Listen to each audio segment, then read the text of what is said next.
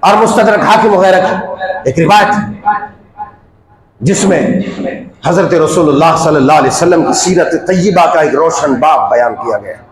میں آپ کو بتاتا ہوں دین اسلام کو یہ جو رسوا کرنے والے لوگ ہیں انہیں تم جواب دو، ان کو تم بتاؤ کہ میرا دین کیا ہے، میرا اسلام کیا ہے.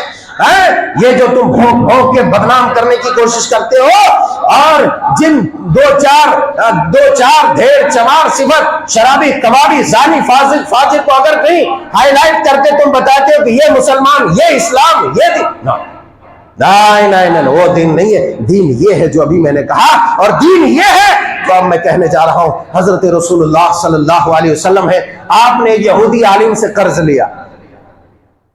ہم بھی قرض لیتے دیتے. ایک یہودی عالم سے قرض لیا. یہودی عالم سے قرض لیا، ایک ڈیٹ فکس تھا کہ اس تاریخ میں آ کر کے ہم لے لینا، یعنی اتنے دن بعد. اس مدت سے پہلے یہودی عالم آ گیا، اور صرف آ نہیں گیا، آنے کے بعد اس نے شان رسالت مآب صلی اللہ علیہ وسلم میں گستاخیاں کرنے لگا، بد کلامی کرنے لگا.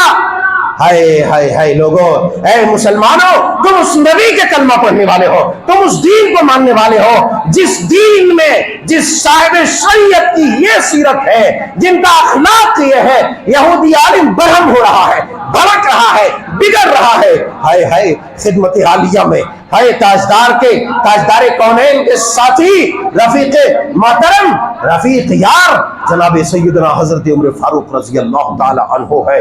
وہ حضرت عمر فاروق جن کی شمشیر برہنہ ہوتی اور گستاخ رسول کی گردن مارنے کے لیے ان کی تلوار چمکتی رہتی، سرور کونین کی خدمت میں بیٹھے ہوئے ہیں اور یہودی گستاخی کر رہا ہے. اللہ حضرت عمر سے برداشت نہیں ہو سکا.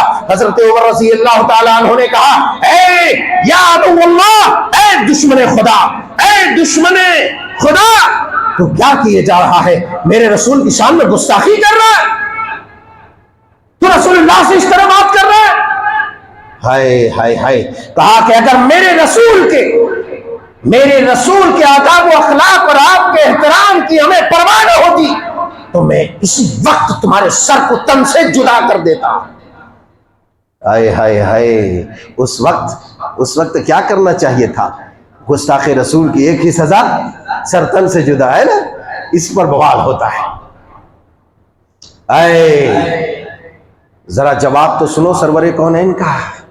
سرور کونین نے کہا، اے عمر، خبردار، تمہیں یہ لہجہ، یہ طریقہ، یہ رویہ نہیں اختیار کرنا چاہیے.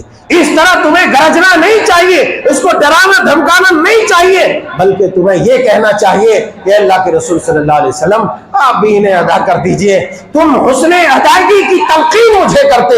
اے یہ کون کہہ رہا ہے؟ سرور کونین کہہ رہا ہے. کون کہہ رہا ہے؟ جس کے اوپر دنیا کے وہ درندے، وہ بے سوکھ ناکارہ انسان، ناکارہ کتے جو بھونک کر کے شان رسالت میں گستاخیاں کرتا ہے، وہ رسالت مآب صلی اللہ علیہ وسلم زبان وحی ترجمان سے اپنے ساتھی کو، اپنے رفیق کو کہہ رہا ہے، اے عمر، تمہیں مجھے حسن ادائیگی کی تلقین کرنی چاہیے. اے عمر، تمہیں اس یہودی عالم کو کہنا چاہیے کہ بابو بھیا، تمہیں اس طرح نہیں گستاخی کرنی چاہیے، اچھائی کے ساتھ تمہیں مانگ لینا چاہیے. اللہ اکبر. یہ تلقین کیا، اور صرف اتنی بات نہیں ہے، بات اور آگے ہے. سرور کونین نے کہا، اے عمر، تم نے اسے ڈرایا ہے، دہشت زدہ کیا ہے، مارنے کی دھمکی دی ہے. چلو اس کے قرضے کو ادا کر دو، اس کا جو مال تھا وہ دے دو، اور مزید 20 صاع کھجور. 20 صاع کھجور. یہ ایک صاع کتنا ہوتا ہے؟ رمضان والا صدقہ فطرہ زکوٰۃ کسی کو یاد ہوگا تو معلوم ہو جائے گا، بعد میں معلوم کر لینا ایک صاع کتنا ہوتا ہے. کہا کہ 20 صاع کھجور اسے اور ایکسٹرا دے دو اور انہیں جانے دو اچھائی کے ساتھ. میرے نبی کا اخلاق یہ تھا، اسلام کی تعلیم یہ ہے. انسانوں کی جانوں کے تحفظ اور انسانوں کے حفاظت کے تعلق سے شریعت یہ پیغام جاری کرتی ہے. قرآن کی یہ تعلیم ہے، رسول اللہ کی یہ تعلیم ہے.